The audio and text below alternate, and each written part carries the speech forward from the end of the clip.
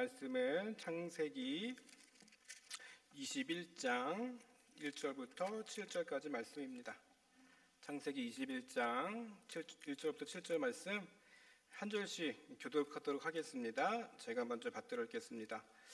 여호와께서 말씀하신 대로 사라를 돌보셨고 여호와께서 말씀하신 대로 사라에게 행하셨으므로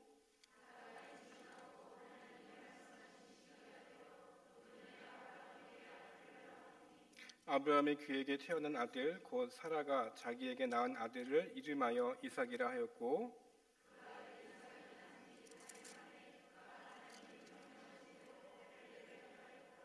아브라함이 그의 아들 이삭이 그에게 태어날 때에 100세라.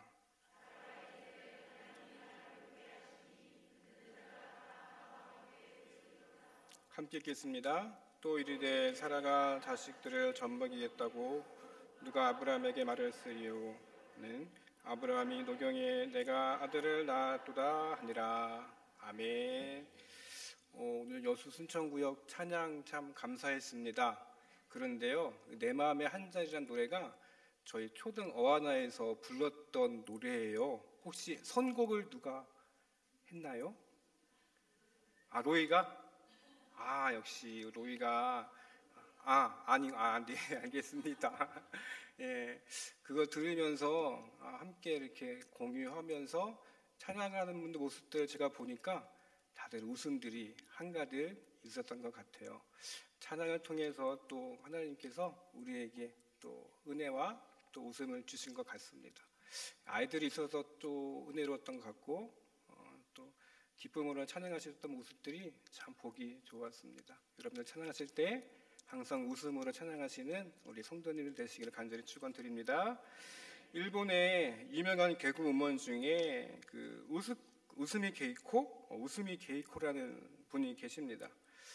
여러분들 개그 음원 잘 아시는 대로 직업이 사람을 웃기는 게 직업이에요. 그런데 이 우스미 게이코라는 개그 음원이 어려서 굉장히 불행한 삶을 살았습니다. 먼저 집안이 어려웠던 거는 두말할 필요 없고요. 어머니가 결혼을 여러 번 했대요. 그래서 어쩔 수 없이 불행한 삶 가운데 살았기 때문에 항상 얼굴에 인상을 쓸 수밖에 없는 그런 기구한 삶을 살았습니다. 한마디로 얘기해서 얼굴 펼 날이 없었던 것입니다. 그런데 어느 날 결혼을 많이 했다 그랬죠. 어머니가 이 세 번째 아버지가 잊을 수 없는 말을 했대요. 내가 먼저 웃어야 거울도 따라 웃는 법이다. 그렇게 얘기를 했답니다. 그래서 그 아버지의 말이 평생의 좌우명이 되었고요. 내가 먼저 웃으니까 성격도 변하고 운명도 변해서 사람들을 웃게 만드는 개그우먼이 되었다고 합니다. 여러분, 거울은 먼저 웃지 않습니다. 왜일까요? 내가 웃어야 거울도 따라 웃습니다. 거울 속에 웃는 나를 보고 내가 행복하면요, 행복한 나를 보고 다른 사람이 또 행복해지고 그 행복이 돌고 돌아서 결국에 나에게로 돌아옵니다. 한번 여러분들 옆에 고개를 들어서 한번 옆에를 한번 보실까요? 네, 인상 한번 써보세요. 인상 써보시면 어때요? 보기 싫으시죠? 네, 맞아요. 옆에 계신 분이 나의 거울일 수도 있습니다. 여러분, 만약에 옆에 계신 분이 웃음을 잃고 막 근엄하게 있다고 생각해 보세요. 그럼 내가 웃음이 없는 거예요. 근데 옆에 계신 분이 밝은 표정으로 웃고 계신다면 내가 먼저 웃었기 때문에 상대가 웃음으로 반응하는 것입니다. 여러분들 항상 웃는 얼굴로 함께 대하시기를 간절히 부탁을 드리겠습니다. 오늘 우리가 성경을 통해서 잘 아시는 본문이지만 한번 하나님께서 우리에게 주시는 웃음, 다시 한번 스마일 어게인 웃는 웃음을 한번 나눠보도록 하겠습니다. 여러분, 예수님 믿으시면서 혹시 이런 상상 해보신 적 있으세요?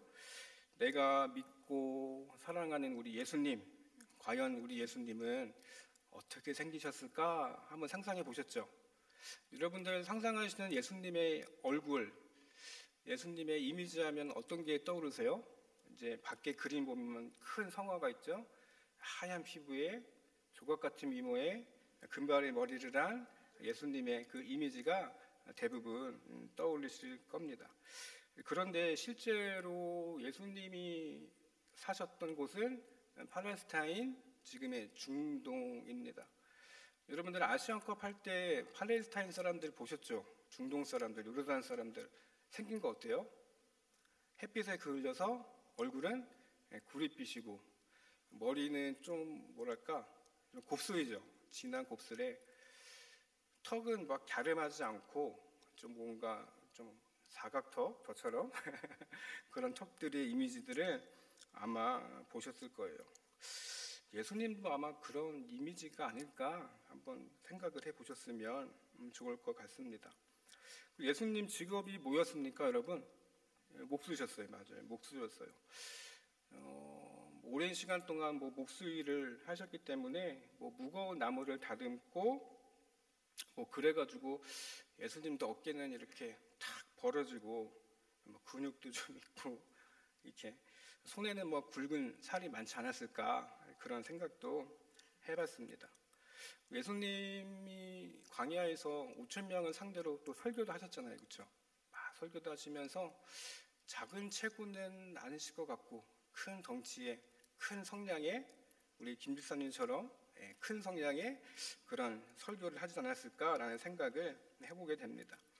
여러분, 예수님에 대한 이미지, 예수님 그림 보면 대부분 생각하시는 것들이 예수님에 대한 그 가시면류관, 십자가, 예수님의 고뇌의 장면이 대부분 떠오르실 거예요. 그래서 예수님 생각하면 우리 죄를 위해서 죽으신 주, 노래 좋습니다. 그리고 십자가에 못 박히신 그 예수님에 대해서만 생각을 하는데, 그런데 예수님도 우리가 모르겠지만 예수님 하면 농담도 없고 고뇌만 하셨던 그런 이미지만 생각하실 겁니다. 그런데 정말 그러셨을까? 예수님께서도 우리와 똑같은 인격, 인품을 지녔기 때문에 항상 사람들에게도 웃으시면서 다가가셨을 거라고 저는 생각이 들어요. 여러분, 예수님이 제자들과 함께 계셨던 거 잘 기억하실 겁니다. 예수님의 12제자들 한번 기억해 보세요. 그때 당시 제자들의 나이가 대략 한 20, 30대 정도 됐을 거예요. 지금으로 치면 청년이죠, 청년. 여러분들 청년 때를 한번 생각해 보세요. 어떠셨어요? 청년 때 조용하셨나요? 항상 어떻게 내가 이 신앙에 대해서 고민과 고뇌를 할 것인가? 그러셨어요? 아니죠. 때로는 혈기왕성하고 웃음도 많고 재미있게 청년 시절을 보내셨을 겁니다. 지금 청년부도 마찬가지인 것 같아요. 한번 궁금하시면 여러분 청년부 찾아가 보시면 우리 청년들이 얼마나 재미있게 신앙생활을 하는지 보게 될 겁니다. 예수님도 마찬가지일 것 같아요. 그런 활기차고 뭔가 진지하고 혈기왕성했던 제자들 사이에서 예수님도 사역하시면서 제자들과 함께 웃으시면서 그런 시간을 보내지 않으셨을까라는 생각을 해보게 됐습니다. 복음서에도요, 이건 작가의 상상이지만 유쾌한 장면이 등장합니다. 프랑스 작가 디디에 드코랭이라는 사람이 예수님의 웃음이라는 책을 썼습니다. 예수님의 여러 사역 중에 예수님에 대한 일화를 작가의 상상력으로 쓴 적이 있어요. 그 중에 요한복음 8장에 보시면 가늠한 여인의 장면 잘 아시죠? 사람들이 그 여인을 붙잡아서 지금 돌로 치려는 순간이었습니다. 살기가 많았고 사람들 눈에서 불똥이 튀는 그런 시간이었어요. 근데 예수님께서 여러분들 복음서에 보시면 어떻게 하십니까? 아무 말씀 안 하시고 바닥에 무언가를 쓰시죠. 그리고 예수님 말씀하십니다. 너희 중에 죄 없는 자가 돌로 치라. 그리고 다시 앉아서 무엇을 쓰시자 사람들이 한두 사람 떠나고 제자들밖에 남지가 않았습니다. 그때 이 장면에 대해서 이 디디에 드코랭이라는 사람이 재미있게 이 상황을 작가의 생각으로 썼습니다. 그리고 한글 번역에는요, 좀 우리나라 사투리, 어느 사투리인지 한번 맞춰보세요. 사투리 비슷하게 이렇게 풀더라고요. 예수님이 제자들에게 물었어요. 예수님, 도대체 무엇을 땅바닥에 쓰셨습니까? 라고 묻자 예수님이 그 작가의 상상력으로 이렇게 얘기합니다. 아따, 쓰긴 뭘 쓴디야. 할 게 없어서 그냥 앉은 거지. 성경에서, 작가의 상상력에서는 이렇게 나왔다고 합니다.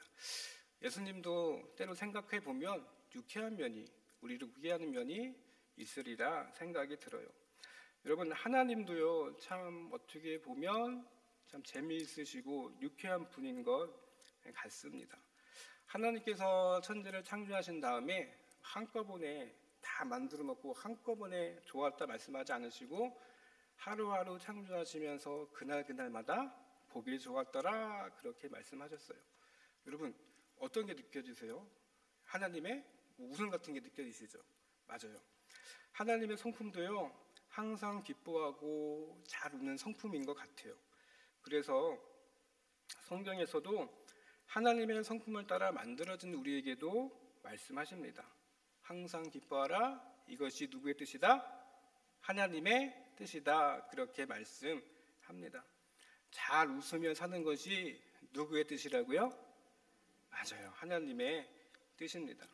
그러니까 세상의 염려를 다 진 것처럼 눈에 힘주고 이러지 마시고요. 어떻게 사시라고요? 웃으며 사는 것이 하나님의 뜻임을 기억하셨으면 좋겠습니다. 오늘 본문에서도 이런 예가 나옵니다. 여러분들 잘 아시는 아브라함. 하나님께서 아브라함에게 약속하시죠. 너희 자손에게, 너희 집안에 자손을 주겠다. 하늘의 별같이 주겠다. 그렇게 약속하십니다. 이때 아브라함의 나이가 잘 아시는 대로 75세예요. 사라의 나이는 65세입니다. 여러분들, 이 당시 아브라함 시대, 고대 중동 사람들 대략 결혼하는 나이가 10대 중반에서 많게는 20대에 결혼을 해요. 근데 지금 몇 살이에요? 75세. 최소 결혼한 지 50년은 지났을 거예요. 그런데 50년 동안 여러분들 상상해 보세요. 이 아브라함과 사라가 아기를 갖기 위해서 얼마나 많은 노력을 했겠습니까? 그런데 그게 다 소용이 없었던 거예요. 그런데 75세 때에 하나님이 오셔서 자녀를 약속하셨습니다. 약속하셨죠? 그럼 바로 주셔야 되는데 몇 년이 걸렸습니까? 25년. 맞아요. 100세에 이삭을 주셨잖아요. 맞아요. 우리 같았으면 빨리 주셔야 되는데 무려 25년이 걸렸습니다. 창세기 17장에 이제 하나님께서 이름을 이제 아브람에서 아브라함으로 바꾸라 그렇게도 말씀하시면서 재차 한번 또 강조하시죠. 아들을 주겠다. 이때 우리 아브라함의 나이가 99세입니다. 말씀을 보시면 아시겠지만 아브라함이 이때 무슨 생각을 했습니까? 아이고 하나님, 내년에 내가 100세인데 이런 나에게 분명히 주실 줄로 믿습니다. 그랬나요? 아휴, 내 나이가 몇인데 이제는 안 됩니다. 그랬을까요? 아마 여러분들 성경 보시면 아시겠지만 어때요? 아브라함의 반응이 그냥 체념한 듯 아브라함이 속으로 웃었던 것을 보게 됩니다. 아휴, 내 나이에 무슨 99세에 내년이면 100살인데 내가 어떻게 아기를 보겠나? 에이구, 하나님 부담 드리지나 말자. 그러면서 그냥 자기와 합리화하는 것을 보게 됩니다. 그런데 여러분, 하나님께서 내가 주겠다 하셨으면 하나님은 그 약속을 분명히 지키시는 분임을 우리가 성경을 통해서 꼭 보게 됩니다. 민수기 23장 19절에 하나님이 어떤 분이신지를 설명합니다. 우리 한번 같이 읽어보겠습니다. 시작.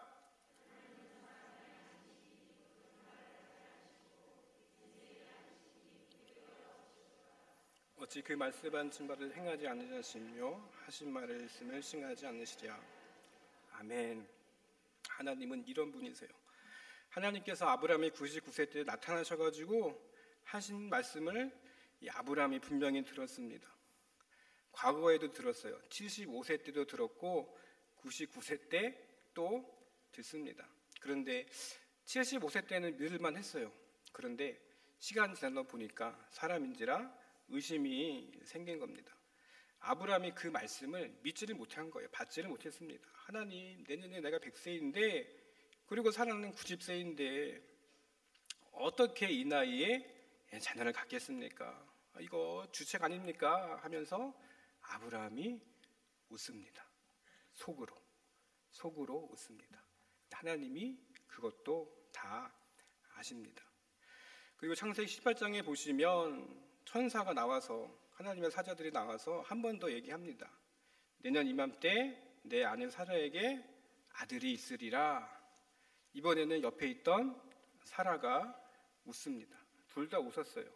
그건 하나님, 그래요, 지금이 기회예요, 저는 주주줄로 믿습니다, 믿은 게 아니고 잘 아시는 대로 설마 되겠냐, 그냥 픽 웃은 겁니다. 그런데 여러분, 우리가 알다시피 하나님께서는 이 아브라함 부부에게 아들을 주시고 진짜로 웃게 해 주십니다. 한번 생각해 보십시오. 아브라함이 너 자식이 있을 것이다, 하나님 약속을 들었을 때 이 아브라함은 웃었습니다. 믿음으로 웃은 게 아니고 우리가 흔히 얘기하는 것처럼 어이가 없어서 웃은 거예요. 그런데 정말 아이를 낳았습니다. 믿지 않고 어이가 없어 했는데 그럼에도 불구하고 하나님은 이 아브라함에게 이삭을 주셨습니다. 어떻게 우리가 받아들여야 할까요? 하나님께서 자식을 주겠다, 아들을 주겠다, 이 99세 때 말씀하실 때 그 전에 하나님께서 아브라함에게 말씀하신 게 있습니다. 아브라함이 자기의 믿음을 하나님께 보인 적이 있어요. 하나님 이렇게 말씀하십니다. 아브라함이 여호와를 믿으니 여호와께서 그의 의를 의로 여기시고 라고 말씀하셨습니다. 아브라함이 이미 믿기는 믿었어요. 그런데 확신을 하지 못했지만 그럼에도 불구하고 하나님은 그 믿음을 보셨습니다. 제가 생각해보면, 종합해보면 하나님 생각에 아브라함이 웃었죠. 너 내가 말하는데 웃었니? 웃었어? 그럼에도 불구하고 그래, 넌 웃었지만 나는 내 믿음을 안다, 내가 너 진짜로 웃게 해 주겠다. 그게 이삭입니다. 여러분, 아브라함도 75세 때 믿음으로 고백했습니다. 의심했지만 결국에 그 믿음이 실행됐어요. 그런데 사라도 한번 생각해 볼 만한 문제인 것 같아요. 사라, 여러분, 사라는 어땠습니까? 창세기 18장에 보면 사라도 내가 어찌 아들을 얻겠냐 그러면서 속으로 피식 웃었어요. 그러면 우리가 그 모습을 봤을 때 사라가 믿음이 없구나, 그렇게 생각을 할 겁니다. 하지만 그렇지 않아요. 나중에 보면 히브리서에 보면 결국 사라도 하나님을 믿었다, 그렇게 기록하고 있습니다. 히브리서 11장 11절 공동 번역입니다. 제가 읽어보겠습니다. 그의 아내 사라도 이제 나이가 많은 여자인데다가 원래 아이를 가질 수 없는 사람이었지만 믿음이 있었기 때문에 아이를 가질 수 있는 능력을 받았습니다.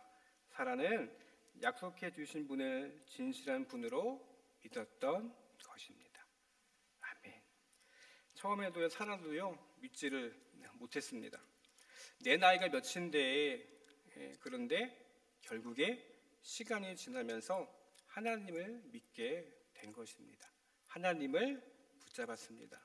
그 믿음을 보시고 하나님이 다시금 웃게 해 주셨습니다. 우리도 그런 것 같아요. 예수님 믿고 살더라도 이게 정말 될까? 안 되겠지. 때로는 우리도 사라의 입장처럼 못 믿을 그런 상황들, 못 믿을 그런 일들이 생길 때가 있습니다. 사라도 그랬고요. 하지만 믿지 않았지만 결국에 다시금 하나님을 붙잡았다는 것을 우리가 보게 되는 것입니다. 하나님은 사라가 웃었어도 결국에 그 믿음을 보시고 정말로 다시 웃게 만들어 주셨습니다. 그러면 그런 믿음이 있다면요, 웃음 때문에 우리도 먼저 웃을 수 있으면 좋겠습니다.